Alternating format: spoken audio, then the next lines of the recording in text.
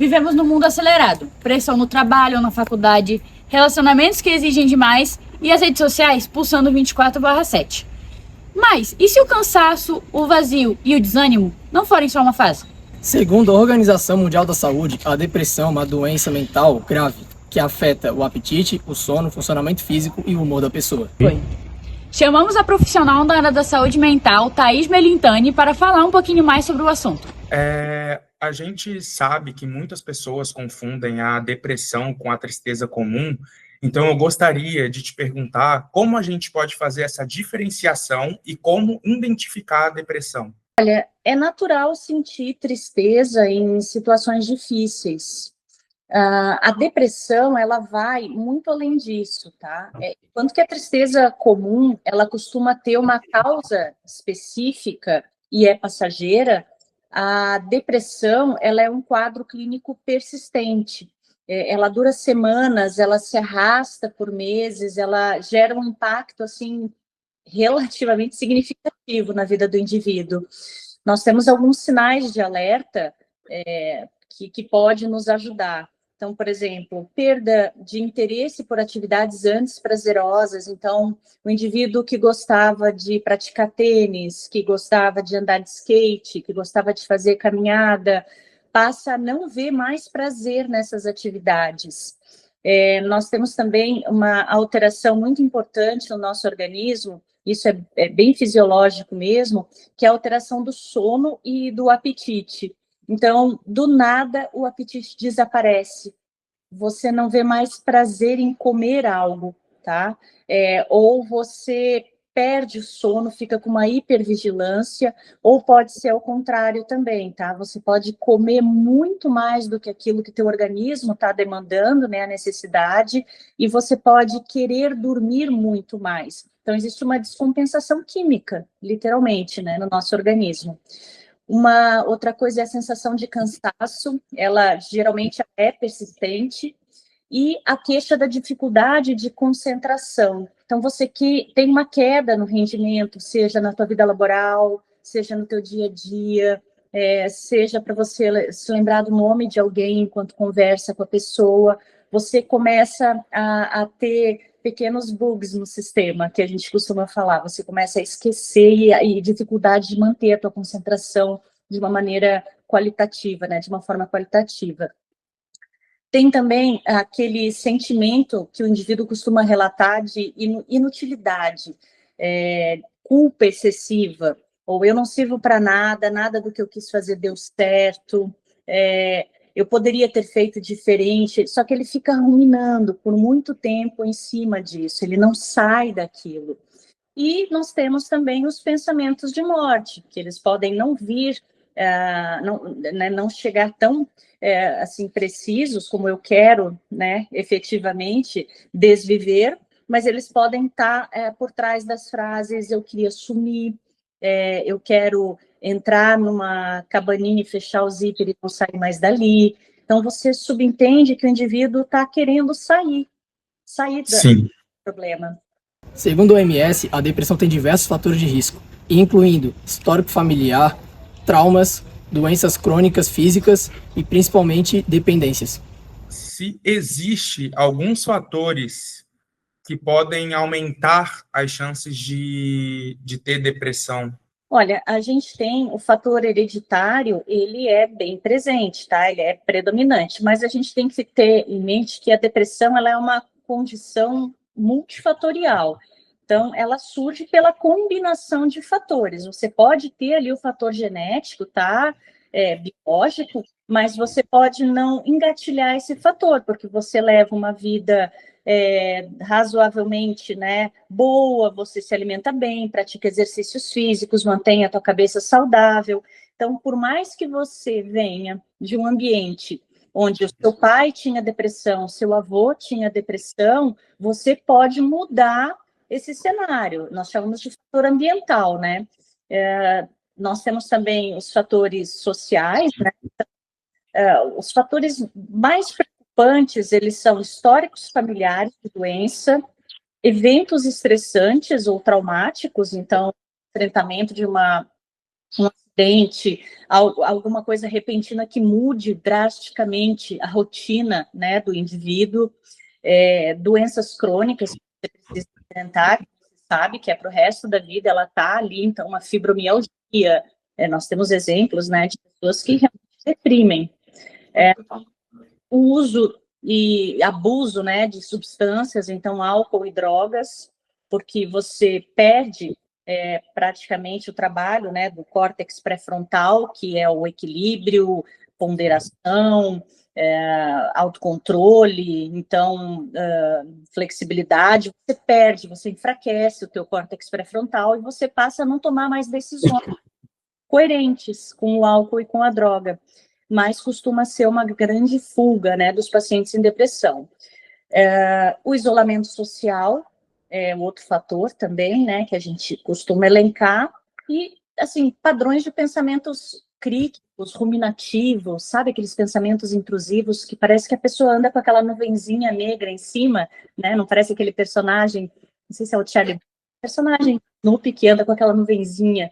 Então, você tem que tomar muito cuidado com os pensamentos. Então, esses fatores... A depressão tem tratamento. Buscar ajuda não é um sinal de fraqueza, muito pelo contrário. Buscar ajuda com psicólogos e psiquiatras podem te ajudar a retomar a sua rotina, voltar aos seus hábitos antigos e conseguir viver a sua vida normalmente sem ter recaídas. Como a ajuda de psicólogos, psiquiatras podem impactar na vida de quem sofre de depressão, na mudança de hábitos e na melhora da qualidade de vida? Olha, o acompanhamento profissional, seja da psicoterapia ou da área médica ali dentro da psiquiatria, um acompanhamento, né? Claro que eu não vou dissociar o tratamento medicamentoso da terapia, porque ambos são importantes, mas eles possuem um ambiente acolhedor, onde o indivíduo ele se sente seguro, acolhido, confortável para transbordar os sentimentos, né, que invadem no dia a dia. Coisa que, por exemplo, em casa ou com um amigo, familiar, já fica mais complicado porque tem as inferências, né, o que os outros pensam. Então, ali dentro, o profissional ele consegue identificar os gatilhos que estão surgindo, né, na vida do indivíduo, pode trabalhar a ressignificação de pensamentos e padrões que mantêm o indivíduo nesse sofrimento e auxiliar, né, fazer com que o indivíduo desenvolva estratégias práticas para lidar com essa rotina, né? Então, essa criação de vínculo, ela é muito importante e ela auxilia bastante no processo durante a terapia, né? A organização de metas também realistas, né, para retomar as atividades importantes. A psicoterapia, as medicações e a mudança no estilo de vida podem auxiliar no tratamento do paciente. E, claro, sem esquecer do suporte familiar. Aproveitando essa última pergunta, eu também gostaria de perguntar para a doutora, junto com o tratamento profissional, quais outras práticas de autocuidado o paciente pode fazer para que complemente o tratamento? Olha, seguir a prescrição medicamentosa, sem brincar de laboratório químico em casa. Eu vou reduzir pela metade porque está me deixando assim. Nós sabemos que existe um prazo para o organismo, né, se adaptar à introdução da medicação, e eu vejo muito em clínica essa queixa, não deu certo, eu tentei por uma semana e não funcionou, então eu parei. Então, assim, a primeira coisa é o compromisso maduro, sério, com relação à medicação. Isso eu sou muito enfática desde o princípio. Depois, você pode trabalhar com o paciente, né, a rotina, horários regulares, né, para que ele tenha uma rotina de estudo, uma rotina de autocuidado, de alimentação. Passando das 19, só alimentação leve. Isso não é balela, né? O nosso organismo ele pesa e isso impacta no sono. Uma alimentação pesada à noite, da mesma forma o álcool. Então, essa reflexão, ela é trazida em clínica e a gente precisa trabalhar bem isso, né? Então, pequenas metas diárias para a pessoa resgatar o senso de competência dela e criar momentos de prazer, mesmo que inicialmente sem motivação, tá? Poxa, mas eu não tenho prazer para nada, como é que eu vou criar momentos de prazer? Vai. vai aos pouquinhos, tá? Exposição ali gradual, até que você realmente comece a se envolver e retorne à vida, né? Falar de depressão é um ato de coragem, não é frescura, não é mimimi. O paciente precisa de apoio e não julgamentos. A depressão não é um erro seu, não é algo que você resolve sozinho de um dia para o outro. Procure ajuda, um profissional. É um assunto assim meio delicado, né? A depressão e tudo mais, até pelo estigma que a depressão carrega consigo, a sensação que o paciente tem de todo mundo ignorá-lo e tudo mais.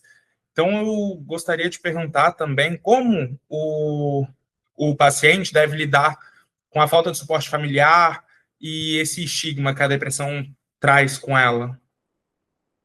Olha, a falta de apoio familiar, ela é dolorosa, de fato, tá? E, infelizmente, ainda é comum devido à desinformação sobre a saúde mental. Não mais na geração atual, não tanto quanto antes, né? Cada vez mais esse estigma tem sido quebrado, mas ainda existe, sim. Ela, assim, primeiro que alguns caminhos que ajudariam o paciente a lidar com essa realidade seria validar os seus próprios sentimentos, né? Então, ali, o sofrimento, ele é real. Mesmo que a família não reconheça, que o namorado, a namorada, o companheiro não reconheça, você que veste o sapato da dor tem que ser o primeiro a bater no peito e falar, eu não tô bem. Eu não tô bem. Então, reconheça que é real. A partir disso, é metade do caminho andado. Você reconhecer que você não tá bem, cara, isso já te tira, assim, metade do caminho, tá? Você não precisa esperar que ninguém valide essa dor para você. Você já tá nela, você está na dor, e isso é indiscutível. Ninguém mais que você para conhecer o teu próprio organismo. Então, assim, buscar redes de apoio alternativas, então, amigos, grupos terapêuticos, poxa, mas há muito tempo eu não vou naquele núcleo da igreja, enfim, né, da minha crença, volte aí aos pouquinhos, costume conversar com pessoas que passam pelo mesmo problema que você. Hoje em dia já existe essa modalidade de terapia, onde você, em grupo, né, trabalha sobre assim, a ótica da dor, do enfrentamento em comum com outras pessoas. Então, existem espaços comunitários para isso, e trabalhar na psicoterapia esse impacto emocional do estigma, né? Compreendendo que o preconceito, seja ele qual for, ele é proveniente da falta de conhecimento. Então, você já parte do princípio que o indivíduo é mais ignorante do que você imagina, né? O indivíduo que está te julgando, porque ele desconhece a dor. Então, só por esse fator, você já não deve dar tanta valia, tanto crédito ao que ele está dizendo, né? Da sua dor. Tá? Então, já vem da ignorância, já é um motivo para você desvalidar, né, esse julgamento. E desenvolver habilidades de comunicação, né, para expressar seus próprios limites, necessidade de clareza, porque às vezes falta você falar e pôr limite no outro, né, eu falo o indivíduo da dor, falta ele colocar limite, não, para, eu não quero a partir daqui, não, eu tô na dor. Então, ele precisa também se fortalecer e criar essa barreira, porque senão ele não sai da dor, né?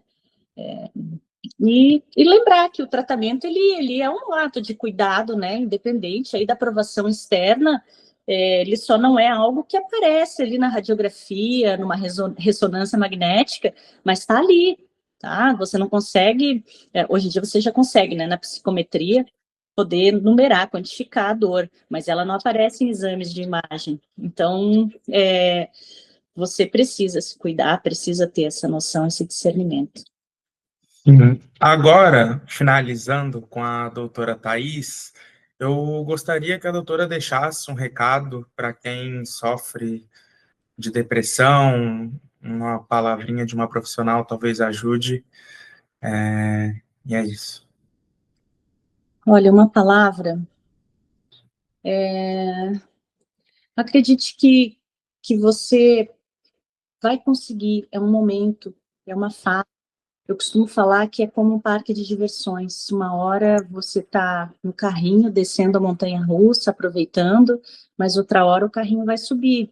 Então, é ciclo, são ciclos. E nós temos que estar preparados para esses ciclos. Faz parte da sobrevivência, né? Sobrevivência na selva da vida. Faz parte. Então, entendendo que faz parte, você parte do princípio que não é só você que está enfrentando aquilo. É um desafio para todos, só que poucos falam.